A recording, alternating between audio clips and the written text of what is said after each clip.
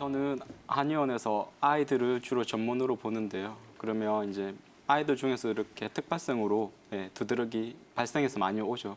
그러면 이제 병원에서 어떤 검사, 그러니까 어린 애기들 같은 경우는 이제 뭐 피 검사, 조금 더 큰 아이들 같은 경우는 이렇게 피부 검사까지 하고 오는데요. 뭐 어떤 아이들 중에서는 뭐 이제 특별하게 원인이 없다, 아니면 어떤 아이들은 뭐 진먼지 진드기다, 꽃가루다 이런 거에 대해서, 아니면 어떤 뭐 달걀, 계란제 이런 거에 대해서 조금 반응을 보였다. 대신에 의학 교과서에 분명히 적혀져 있습니다. 그럼 피부 검사나 피 검사가 절대적인 검사가 아니라고요. 그러니까 그건 하나의 참고 사항일 뿐이지 오히려 훨씬 더 병력 청취가 중요하다고 적혀져 있습니다. 그럼에도 불구하고 아직까지는 완벽하지 않기 때문에 할 수 있는 검사들을 같이 하는 건 맞고요. 그리고 이제 두드러기의 가장 흔한 원인으로 의학 교과서에 적혀져 있는 부분들은 약물입니다. 오히려 무슨 우유라든지 뭐 각각류라든지 해산물이라든지 뭐 이종 단백질 이런 게 아니라 의학 교과서에서는 두드러기의 가장 흔한 원인으로서는 약물을 꼽고 있고요. 그 약물들이 너무 흔하게 먹는 약물입니다. 뭐 제일 흔한 것들 이제 진통소염제 계열들, 아니면 아스피린, 그 항생제, 주로 이제 항생제 중에서는 이제 페니실린 계열, 이런 약물들이 제일 가장 흔한 두드러기의 원인이라고 의학 교과서에 적혀져 있습니다. 뭐 저 역시나 아이들을 진료를 볼 때 어차피 아이들은 거의 지금 우리나라 아이들 같은 경우는 감기약을 꽤 많이 복용을 하고 있습니다. 그 감기약에는 거의 항상 폐혈 진통제, 항생제가 많이 끼워져 있기 때문에, 그래서 이제 제가 진료를 보고서 혹시라도 이제 어떤 특별한 두드러기 상황이 발생했었을 때 앞에서도 계속 이제 양 원장님이 얘기하신 것처럼 특별한 원인을 찾는 게 정말 힘듭니다. 그렇기 때문에 특발성이라는 단어를 붙이는 거고요. 그래서 지금 뭐 때문이다라고 뭐 바로 답을 드리긴 힘들지만 오히려 가장 흔한 원인들은 약물일 수 있으니까 어쨌든 어린 아이들 같은 경우는 감기약이나 항생제 이런 오남용을 줄이는 게 중요하고요. 그리고 이제 똑같은 얘기지만 결국에는 두드러기, 뭐 아토피, 비염, 천식 대표적인 알레르기 질환이거든요. 알레르기 체질 때문에 생기는 이런 질환들인데, 그럼 그런 체질 부분들을 개선할 수 있는 치료들을 결국 이제 한의학적인 치료의 이제 장점인 거죠. 받으시면 그러면 그 전에 이렇게 생겼던 두드러기 이런 반응들은 덜 생길 수 있습니다. 그리고 또 하나, 전에는 내가 이런 음식이나 이런 약을 먹어도 안 생겼는데요. 왜 이번에는 생겼어요? 그러니까 그게 알레르기라는 게 그렇습니다. 매번 똑같이 생기는 건 아니고요. 어떻게 보면 내 몸의 컨디션이라든지 여러 가지 조금 건강 상태, 외부 이런 게 다 고루 작용을 합니다. 그러니까 전에는 안 생겼지만 언젠가는 또 생길 수도 있고, 또 생기다가도 또 안 생길 수도 있고, 그렇기 때문에 조금 어려운 건 맞습니다. 네. 네, 그렇다면 원장님 방금 한방치료의 장점에 대해서 간단하게 언급을 해주셨는데, 우리가 한방적인 치료를 받았을 때 그렇다면 어떤 기능을 좀 강화하는 데 주력해서 받을 수 있을까요?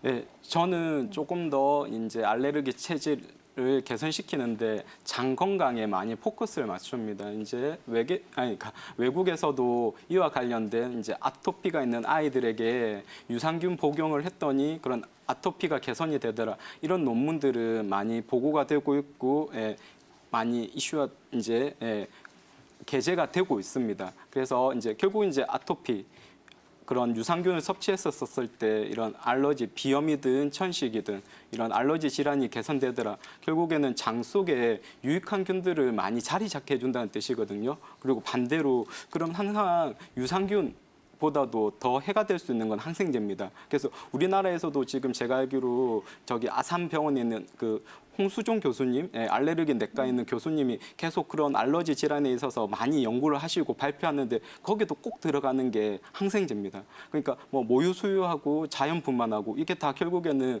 그 아이의 장 속에 유익한 균들을 자리 잡게 해주려고 하는 건데, 근데 모유 수유하고 자연 분만하더라도 항생제 먹어버리면 정말 핵폭탄 같은 역할을 한다는 거죠. 그러니까 그 정도로 유익한 균들, 장 속에 있는 유익한 균들, 유해한 균들의 가장 심각한, 가장 영향을 미칠 수 있는 거는 뭐 유산균 복용도 아니고 오히려 항생제가 훨씬 더 해로운 작용을 끼칠 수 있으니까요.